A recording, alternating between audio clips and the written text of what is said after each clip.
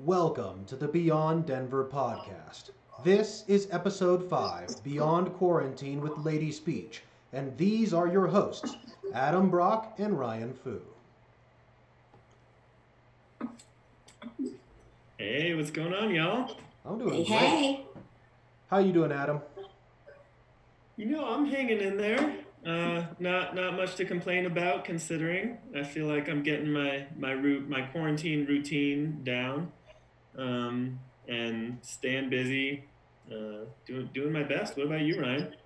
I'm doing great. I've been pondering a lot about our last episode with Candy Tabaka, like beyond the pandemic itself, and I think about so much how the world and like modern conversations seem to be focused on like the virus and people's responses to the virus, and that all makes sense. But it's so funny because actually, most people won't be affected by the virus as much as they'll be affected by the quarantine.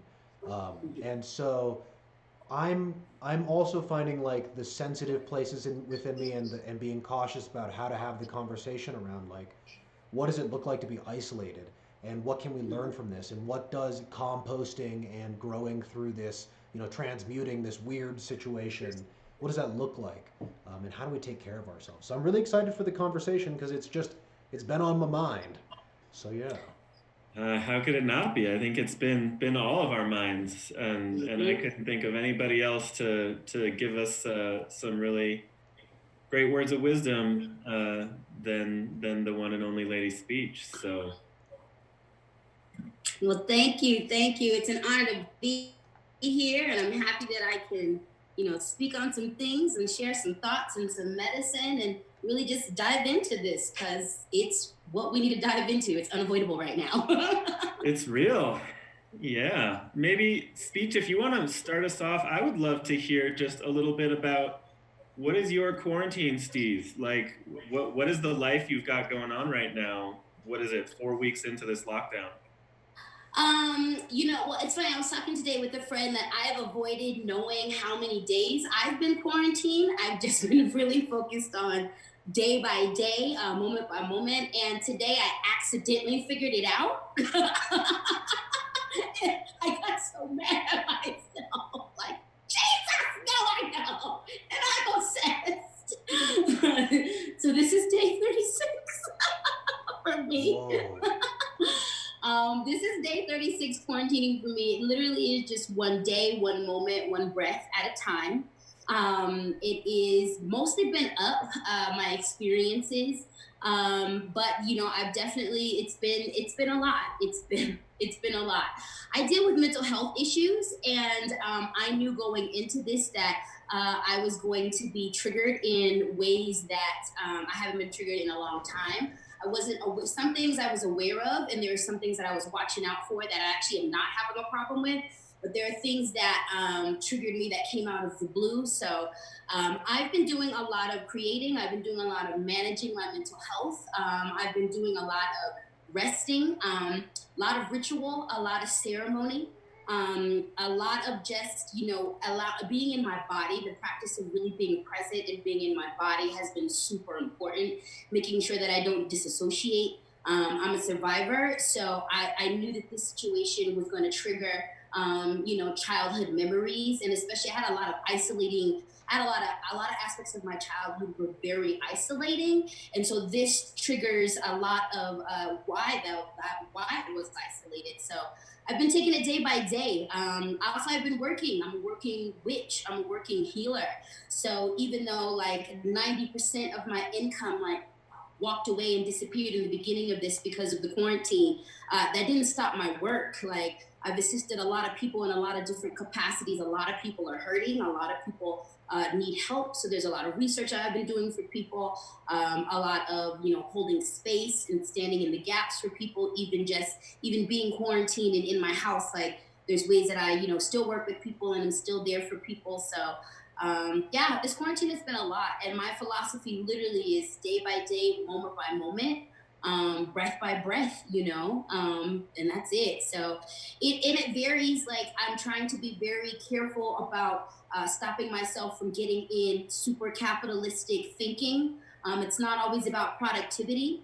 And so I've had to really, really check into that and every day make myself like, if I am called to work, if it's giving me, joy to work, then doing that, and making sure, and then doing that. But also, if I like not yesterday, but the day before, I spent 2 days in silence, like in complete silence, not talking. I barely came out of my room, and I needed to do that. I needed to just be silent. I needed to just give myself space to handle my own grieving, but also as a death worker, handle the grieving of other people, of the people recently crossed over, of the living people in my life who are, experiencing loss, evil, and death. So yeah, it's just been I'm just trying to show as much grace to myself as I possibly can, and be super real. At the same time, I'm super focused on futurism as well, though. So even though Mm. I'm in the reality of the situation, I'm focused on futurisms. I'm still making plans. 2020 in this quarantine ain't stopping shit. It modified a whole lot. It definitely modified a whole lot. But what's mine is mine, and so I'm still planning for a bright future. So that's kind of like my quarantine, that moment to and be. I think because I kept it moment to moment, I've been doing all right. I definitely have my bad days, but I have far more wins and victories and good days than I do bad days. But when I do have those bad days, they are fucking ridiculous. You got to deal with what's in front of you, right? That's Mhm. all you can do. Mhm. Mhm. Yeah, well, there was so much there that I hope we get to unpack over the next 45 minutes or so. Yeah. And especially that kind of futurism tip you were talking about, and what you're seeing, this moment of isolation is an invitation for. In what ways could this be medicine for what Yeah. happens next? But before we get to that stuff, I do want to just come back to a couple things that you mentioned in terms of, you're not the first person who's brought up how uh, this time that we're all in on lockdown in our homes is bringing up a lot of childhood trauma. Mhm. And you certainly don't have to unpack like the details for you, but I would love to hear how you're negotiating that. You said you've been doing a lot of ritual and ceremony. Like, what tools do you have for working through that trauma that's coming up for you right now? Really for me, the trauma that this gets triggered is a lot of physical trauma. I was and trigger warning for the people who are watching. I'm gonna unpack some things. So I experienced a lot of physical abuse growing up from my father's hand, and that specifically is what is being triggered. I'm a survivor of child rape. I'm a survivor of rape as a young woman. I'm a survivor of a lot of things, but specifically what is being triggered is when I was at home with my dad, and when I lived with my dad, and I experienced a lot of extreme physical abuse, and the isolation came because my body was too beat up a lot of times to go out in public. So I wouldn't be able to go to school sometimes, or I wouldn't be able to go to our religious meetings because of that. I also grew up in a space where I'm at the beginning of the millennial generation, and we grew up right at that Gen Xer millennial cutoff. And so I grew up with as a latchkey kid as well. So that couple, like there was a lot of aloneness in that, having everybody working, and if my cousin who lived with us, we lived together off and on. If wasn't there, then I spent a lot of time by myself. And so these things are what's getting triggered. So a lot of what I used to cope and what I used to manage, first off, is ritual and ceremony. I am a studying and a practicing voodoo saint. I am initiating to be a mambo, which is a high priestess in the voodoo tradition. I've been practicing the art of conjuring voodoo for over 20 years. And so I spend a lot of time with my ancestors. And that's my first go-to. I do a lot of rituals where I commune with and I convene with my ancestors.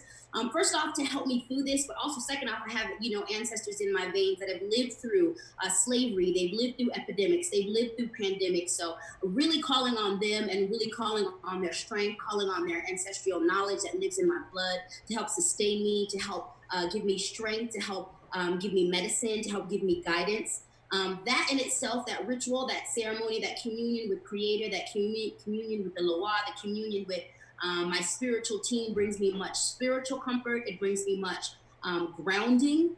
It helps me to, it brings me much strength and it fortifies me and it helps me to keep focused. It brings me a lot of clarity and focus as well. I also do a lot of years of healing. Have I've built a really big toolbox, a practical toolbox from being friends with and working with therapists. So there's a lot of old school techniques and coping mechanisms that I have taken out.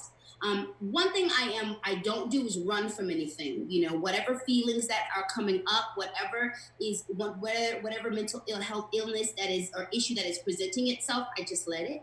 And I sit with it and I be with it and I embrace it and I let it just be. And I do what I like to do, what I call I go down the rabbit hole, I follow the rabbit hole. So whatever presents itself, there's obviously something deeper to be dealt with and to be looked at. It has a root.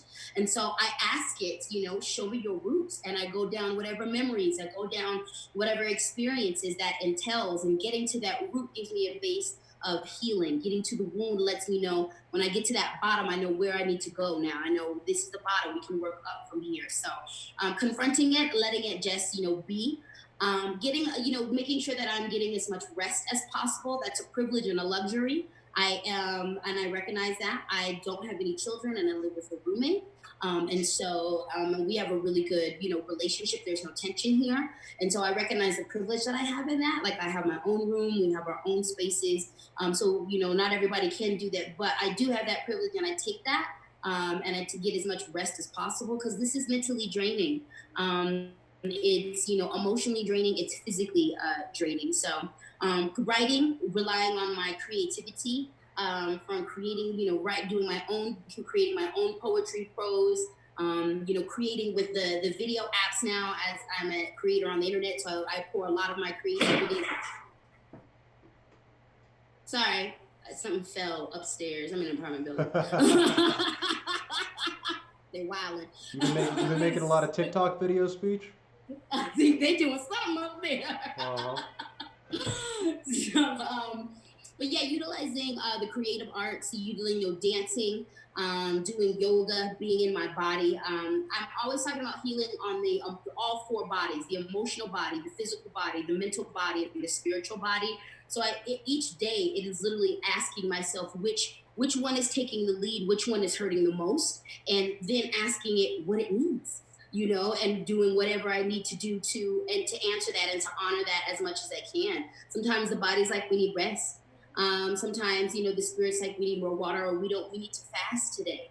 You know, sometimes, you know, the mind is like, we need to speak to someone about, you know, what you feel and what's going on. Yeah. For a minute, I thought this painting fell behind me. So, but yeah, so that is some of the ways that I'm using to cope and to get through it.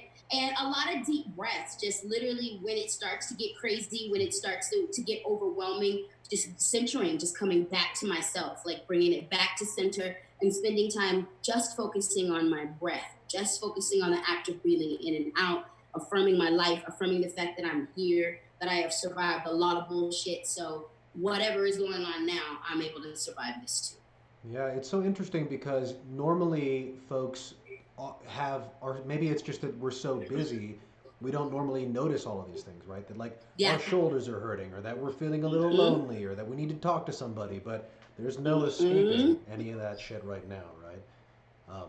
Do you have any advice for people who are feeling a little overwhelmed by suddenly having to deal with all of their stuff and do all of their work at once because their life is still in quiet enough for it to sort of bubble to the top?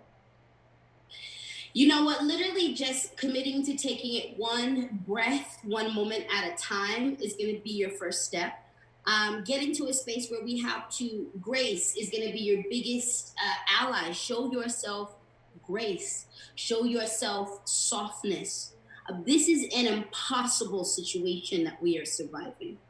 This has not happened, you know, this is once in a generation. This is a different type of war. This is a different type of, you know, interaction that we're having. And none of us have lived through something like this before, you know? And so showing ourselves grace, being soft with ourselves, giving ourselves permission to not know, giving ourselves permission to figure it out, giving ourselves permission to be a hot mess about it. To make mistakes about it, giving ourselves permission to not figure it out some days, but giving ourselves permission to just show up as best as we can. Acknowledge that sometimes we're going to be on point about it. We're going to have it. And we're going to know what it takes. We're going to show up above and beyond what we need to do. And sometimes we're going to fall short. Giving space to our humanity is going to be the big thing. Relying on, if for those who are atheists, this isn't going to be something that applies to you. But for those who have a faith, for those people who move in faith, who move in spirituality, this is the time to really lean on that. This is the time to really be in communion with your spirit guides, with your creator, with your ancestors, with your spiritual team. This is the time to lean on them. This is the time to really utilize and listen to that cosmic and divine wisdom that they have for us. And this is the time of community. We will die as individuals. We thrive as village. And what we are about to learn that is community who's about to keep us alive. It is not government.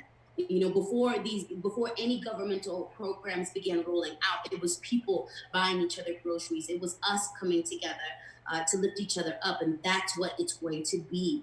Reuniting, redefining, rediscovering village and community for real.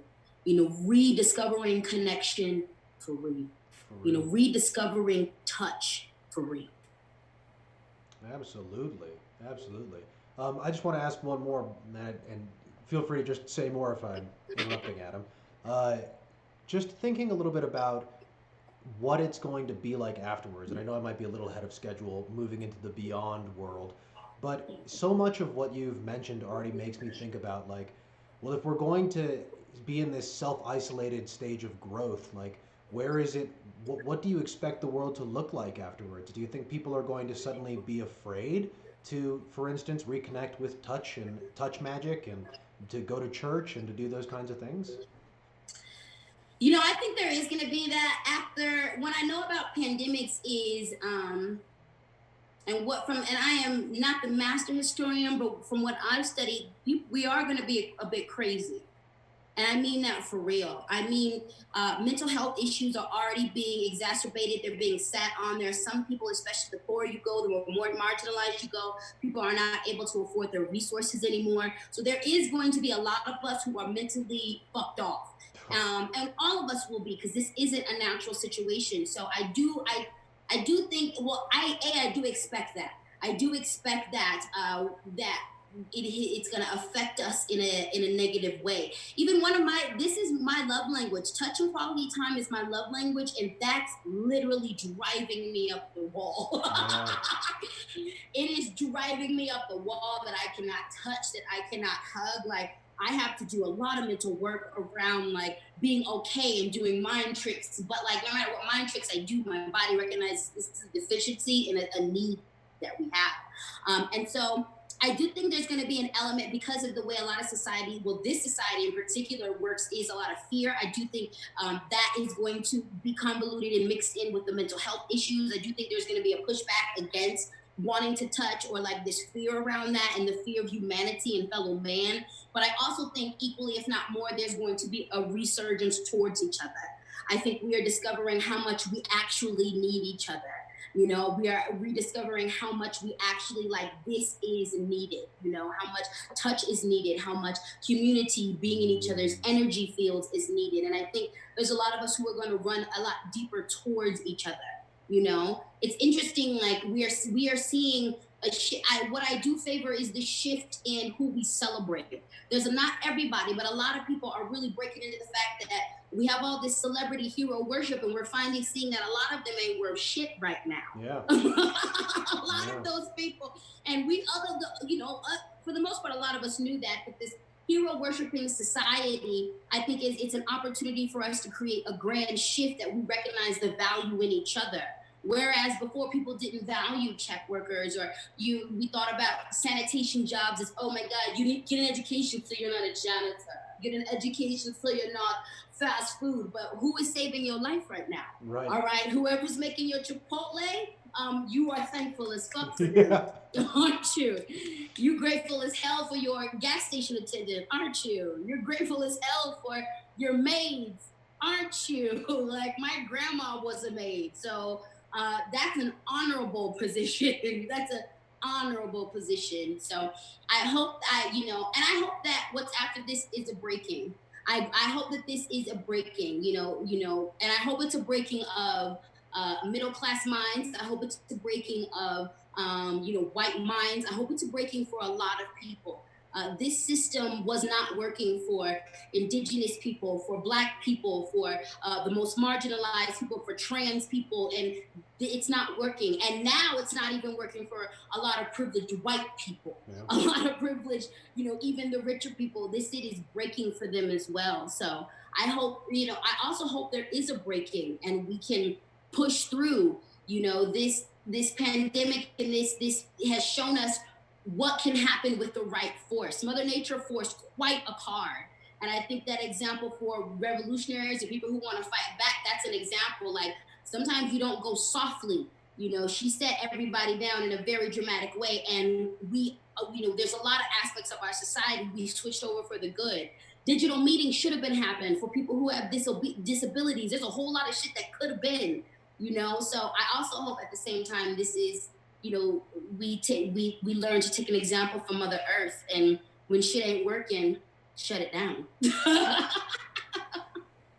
Well, I can definitely get down with that part. Another thing I've been thinking about is, so first, this word apocalypse that's like in our society so much, we don't usually actually use it in the way that it was intended, which it's revealing. It's a pulling back of the veil, right? And in that sense, we are definitely living in an apocalypse right now. And in addition, I'm 100% with you on that. Like the veil that's getting pulled back will reunite us with community, will reconnect us with each other across these different barriers that we're used to having in our faces. But there's this other thing that I feel like is being revealed that I want to hear your thoughts on, which is death, right? Like we are a society that is like so afraid of talking about death, and now it is just like unavoidable. It is right in our faces. Yeah. And I'm just curious, like, how are you dealing with that personally, emotionally? How are you helping other people deal with that? And what is your prayer for as a society, how we shape up around this post quarantine? Part of my job as a healer and part of my job as a priestess and part of my gift and my specialty is working with the dead and being a death doula. And for me, my services and how I serve the dead and how I serve Brother Death is working with ancestors and people who are recently or just gone to the other side, people who've been on the other side. I help the living deal with and cope with the death of their loved ones. And since I've started this, I have always believed that we need to bring death back into the home. And I mean that in a very for real way. We need to, you don't understand life, you don't grasp life until death is an everyday part of life, and not in a morbid way. Not in a morbid way. Brother death is that a brother to sister life. It is inevitable. They go hand in hand, and both are beautiful. Life is not possible without death. So this is Mother Nature's way of getting us back to that. This is a way of confronting that. Colonialism and white supremacy has separated us from our death rituals. This is a big reason why we have an issue with death, because we don't know what to do with it. And our bones and our skin knows that we're supposed to do something, that there needs to be ritual, there needs to be ceremony. Those who are connected to the Judeo-Christian triad and those who are rediscovering and reclaiming their indigenous, ancestry and indigenous ways of practicing are more connected to their death rituals. But those who are more deeply entrenched in colonialism, and those who are more deeply entrenched and influenced by white supremacy and the Judeo-Christian triad are a lot more disconnected to our rituals. So this is the ugly truth is we need to embrace death, and we need to understand it. We need to reclaim and decolonize and reclaim, re-indigenize and reclaim our ways of dealing with death. We need to make friends with death again. We need to not so that we aren't afraid of death. And so that we can, so that we can go into our transitions, we can meet our own death a lot more subtle. This is going to cause a lot of this effect is going to cause people to live more fiercely. It's going to cause people to grab onto life with even more passion, because that's the effect. That's the effect. This spotlights it spotlights that what is happening too is we are seeing how this is a money game.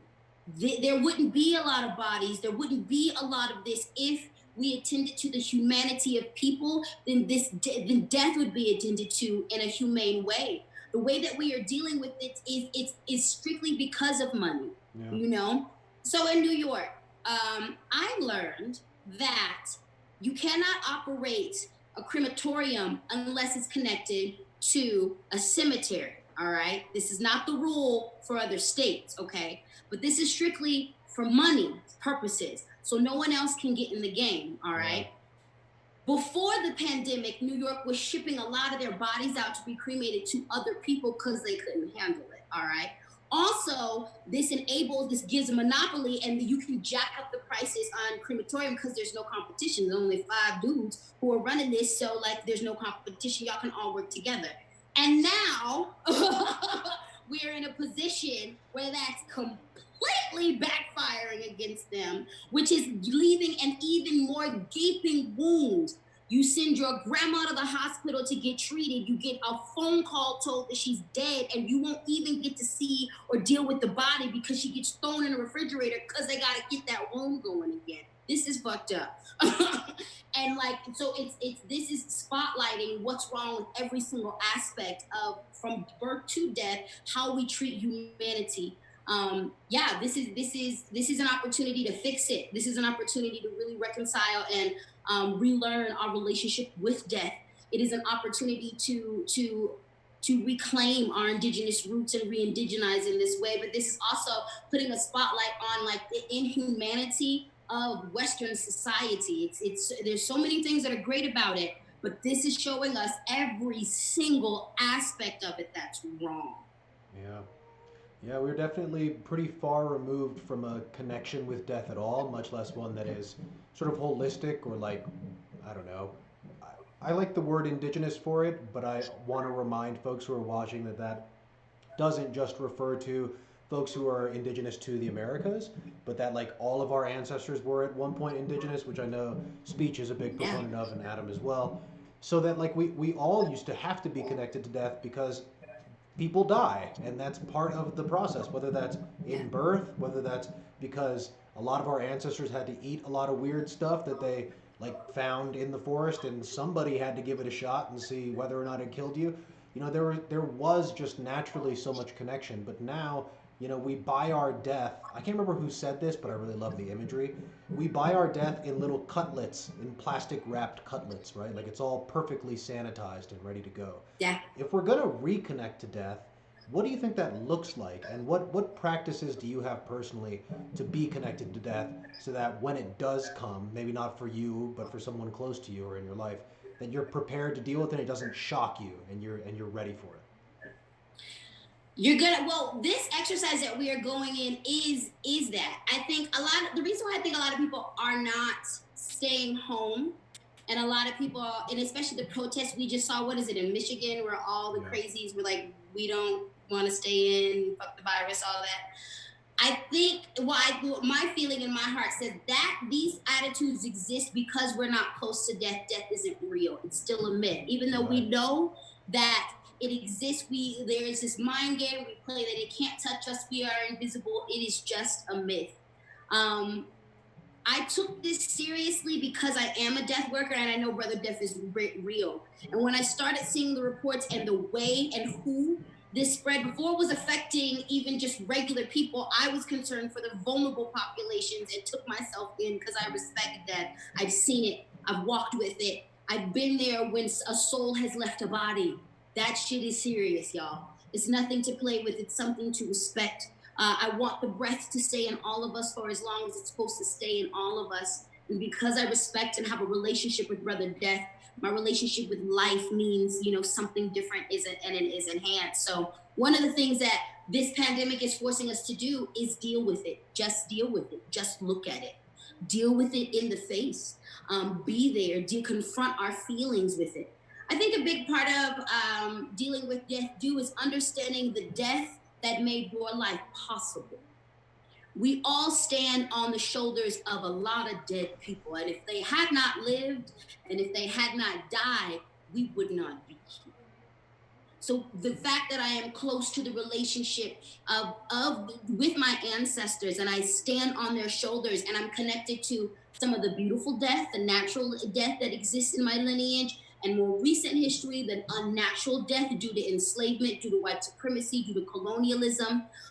Because I am connected and very clear about that, it's easier to deal with death in the present. So dealing and connecting with our ancestors, number one, understanding the dead that walk with us now, dealing with the dead that connect with us now, and all of us in our indigenous past, even white people's indigenous past, has an ancestor practice, has an ancestor acknowledgement, has an ancestor veneration piece. Our ancestors, early ancestors, recognize that we must acknowledge who came before us. But in order for us to learn stories, in order for us to learn lessons, for us to be propelled into a brighter future, so for us to take advantage of the wisdom that they left behind. So dealing with the number one, dealing with the present death before us. Not running from our own feelings of death, processing our feelings of death, understanding what our own philosophies of death are, what informed those philosophies of death, really defining, and is that what I believe about death? What do I exploring it?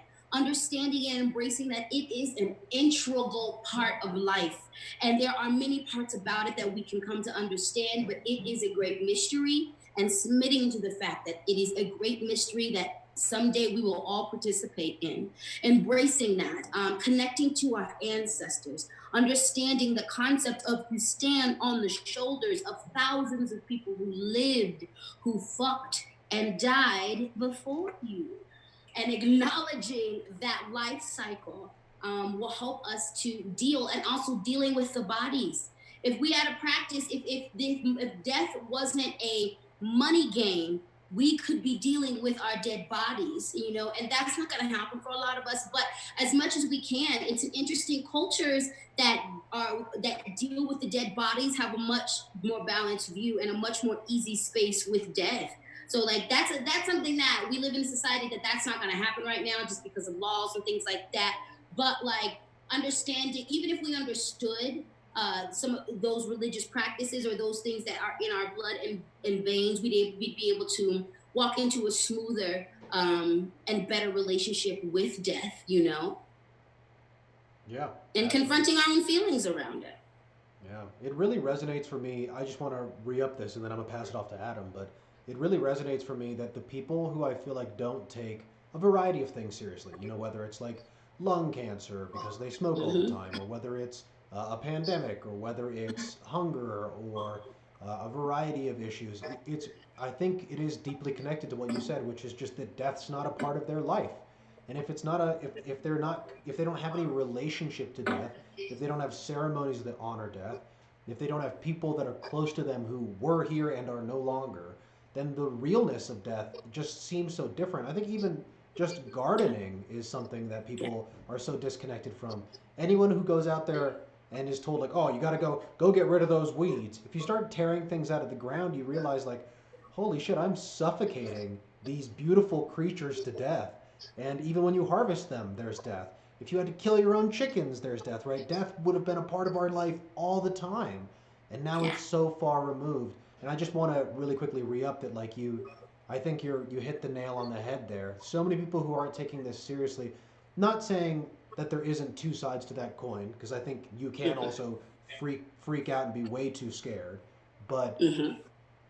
I think that a lot of people who don't take death seriously also it's not just that they're not taking it seriously, but that they're almost irreverent. Is that's the right word? They're lacking honor around how we can deal with death. So I just wanted to appreciate that for a second. Yeah. Yeah. I agree. I mean, I'm also really glad that we're bringing in ancestors into this conversation because, obviously our ancestors have all died and have all had practices of death that we could learn from, but they also all lived, and they all lived through stuff that we have not lived through like this. Like yes, a pandemic is unprecedented in our lives and maybe even in our parents' lives, but before that, infectious disease was a part of humanity since humanity has existed, right? Yep. And so I feel like having that ancestral connection can give us tools not just to honor when there is death, but to understand how to move through these challenging times of pandemics past. Yes, and I believe it also like in the opposite effect for a lot of us. It makes you appreciate life. It makes you push. It makes you understand how fragile this is, and it makes you want to reach for it even more.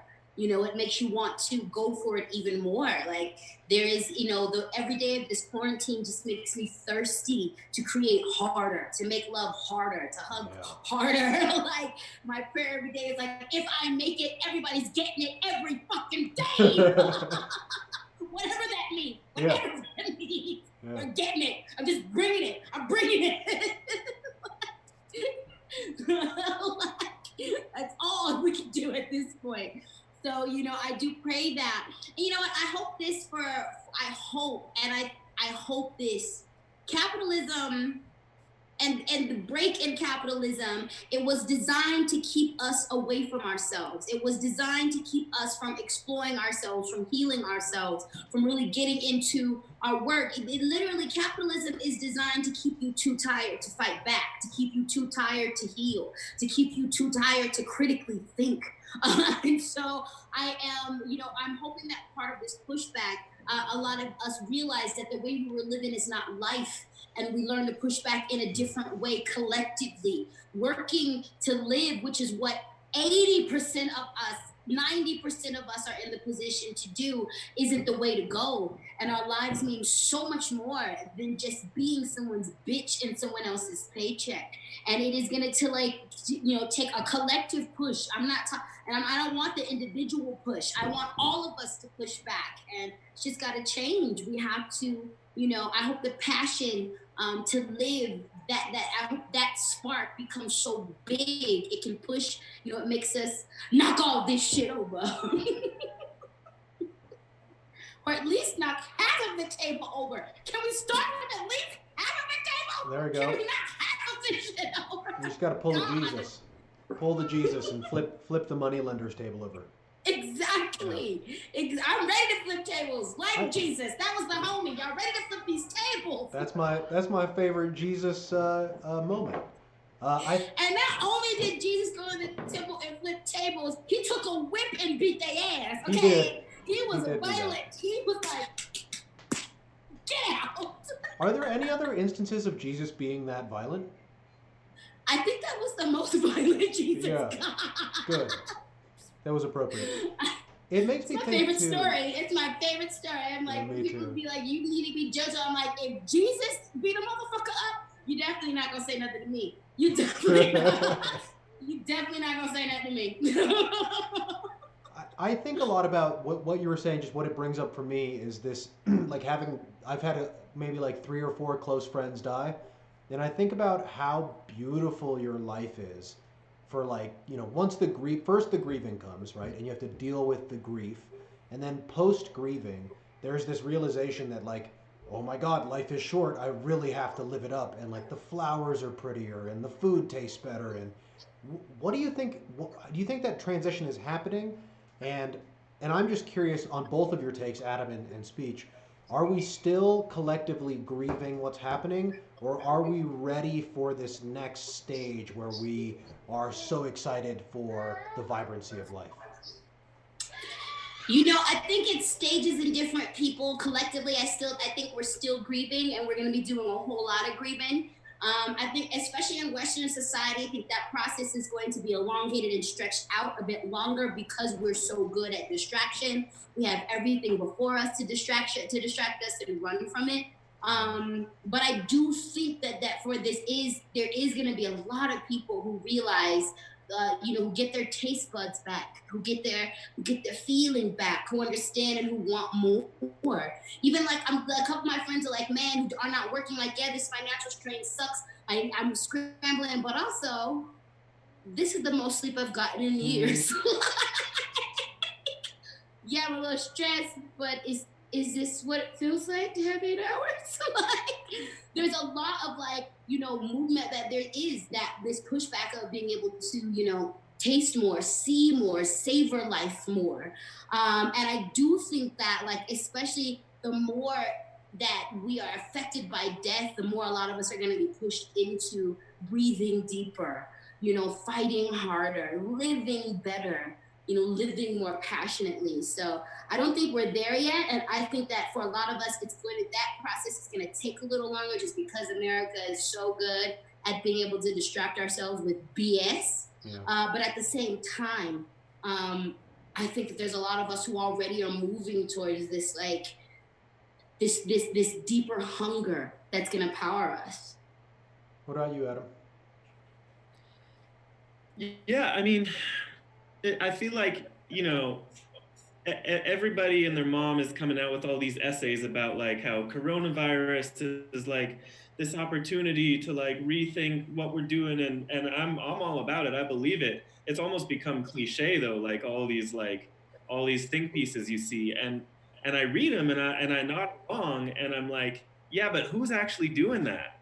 Some of us are, but like a lot of us are just like retreating into our little turtle shells and watching Netflix and like, just ordering a bunch of groceries. Mm-hmm. And it's, don't get me wrong, it's a coping mechanism. We're doing it because we don't know what else to do, Yeah. because we're scared, because we're bored, because we don't want to face our shit. Like, I get it. But I'm waiting for like okay, when is this chrysalis gonna pop open? Because it's not just gonna pop open itself. We have to struggle. We have to move through that shit. And that's the part for me that, and again, I'm speaking for myself as much as anybody else. Like, I still feel afraid to go there. Like, I see it in front of me. I'm like, well, am I ready for this? Can I really do this? I don't know. I also just want to say that, like, I think it's very interesting for this whole thing to be happening as spring is blooming. Ooh. I mean, it doesn't look like that right now, right? Um, but freak late snowstorms aside, like, Mm-hmm. it's just such this fascinating paradox and cognitive dissonance to be like riding out this moment of death and fear and apocalypse as we're watching the flowers come up. As I was on a call the other day, and I was looking out my window, and I saw this raccoon, like, just in broad daylight, which you never see. But it was just like walking along my neighbor's roof, and then it came down the roof and started like going into my side yard, and I just kind of like followed it in all the windows around my house as I saw it just like digging around. And it's like, that kind of shit's happening all the time now, right? Because the people have pulled back. And so, I don't know exactly like how in a literal linear way that's influencing our push towards wholeness again, but I know that there's a reason that this is happening during spring. Yeah. Yeah, absolutely. Agreed. It has so much to do with life and death and the sort of culmination of those two.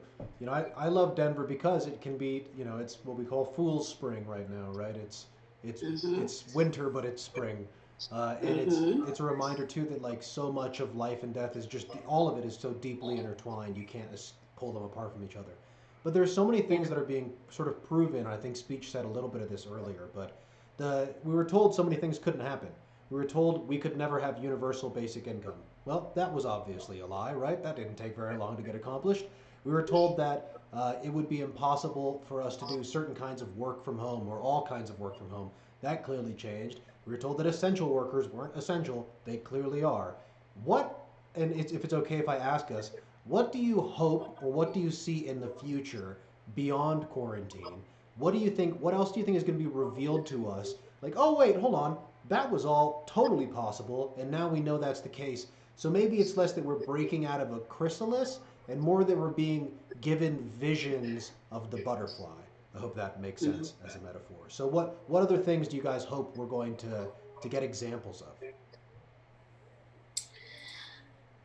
You know, I hope that I hope that we learn to really to I hope that we learn to really care for each other. That we really and to listen to the marginalized first. Um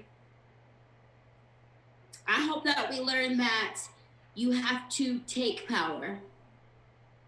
You know, Mother Nature's not asking for nothing. This was dramatic, and lots of things happened after a real swift throat, chop to the throat. I hope we take a message from Mother Earth is that sometimes you literally just have to wreck it.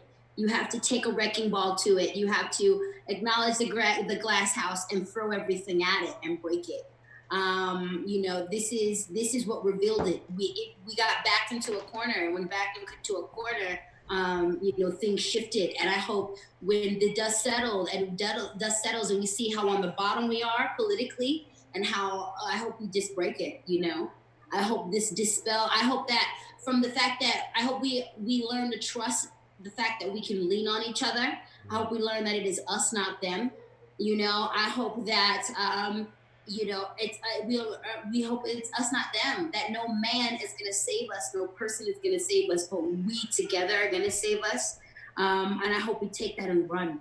I hope we really understand that we as a village are our sword and our shield, and we build on that. I really hope we build on that. I really hope people are ready to build and do something with that, and go after the very few people that refuse to relinquish power. I hope we learn that. And I hope we learn too. Sometimes liberation isn't nice. Mother Earth is getting herself back, and this is not nice to us. And it was absolutely necessary. Yeah. This isn't nice for us. Death is here. Death is here. This isn't nice for us, but it is the best for her. And ultimately, the best for her is the best for us. So in the beginning, this isn't nice for us, but in the end, it will be. So understanding that concept that change, you will have to make people and things and powers that be uncomfortable.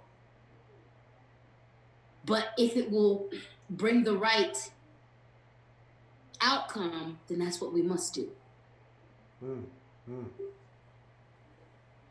I really resonate with that, and it's such a good reminder.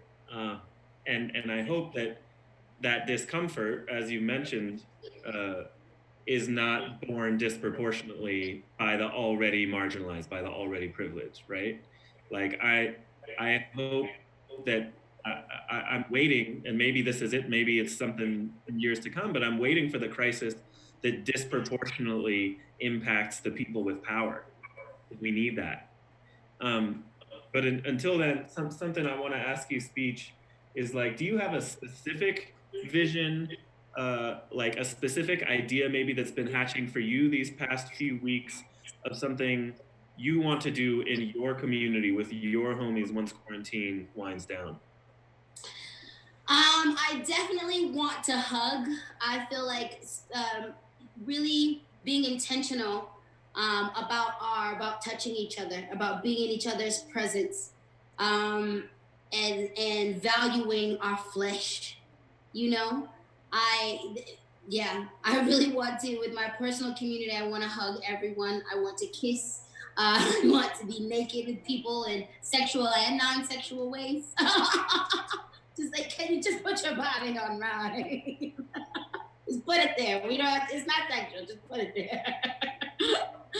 So, that's my personal vision for my community is that we're touching more, and that I just want to engage in all the healing. I just want to engage in all the healing because we are all going to be in need. So I want to dance. I really want to dance with everybody. I really want to create with everybody. I really want to hug. I want to just sit in silence and stare.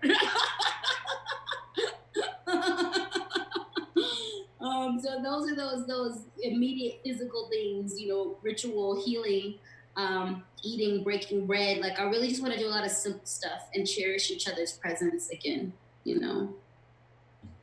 Yeah, I've been the way my spirit has been responding to this lack of touch is in the dream world. I've had all these dreams recently where I'm just cuddling, hugging, snuggling, and my body getting what it needs in a different reality. But yeah, man, I can't wait for the day when that happens in this waking life again. Yeah, yeah. The dancing, the hugging and the dancing is what I'm looking forward to the most. Just being able to move our bodies like together, and being able to just hug each other. Absolutely. I I've got a kind of like funny response to that if that's okay. Mhm. I so normally I throw a birthday party every year called Il Fuminati, and it's a really silly sort of like celebration of community. Usually there's 200-ish people there, and I always think that like there's this feeling of like, oh, this was super fun, but that fun and that just like enjoying our life seemed so low on the, for the sake of the term, totem pole, right? That like to just be like, oh, come out, do this thing and have fun. We're like, oh, well, I've got other things to do. Oh, like fun's not that big of a deal, but that's going to be so valuable post quarantine. You know, Yeah. people are going to realize like, wait, having a good time is really important to my life, especially in big groups of people. Hopefully, we can be safe and we can be mindful, and that there might be an evolved version of that. Maybe it's not going to be right after the quarantine's over, but I'm really excited to throw a big ass party, and Yes. just make sure that everyone feels so loved and supported by the Yes. people who are there. Yes. I've been honoring a big part of this, and what's been helping me cope is I've been looking at my inner child, and every day I ask her, what can I do to honor you? Like, what can I do to help you? And like, my inner child has the best suggestions. And I have been coloring again, and I have busted out my sticker books. I ordered some more sticker books, like just doing simple shit. Like because my inner little girl don't want bags. She don't want nothing. She wants like a flower. Yeah. She's like, let's go look for a pretty rock. I'm like, okay. And but find immense satisfaction hunting for a pretty rock. And Yeah. like find my special rock and I'm fine. So I'm looking forward to that. Like I want to do like childlike things.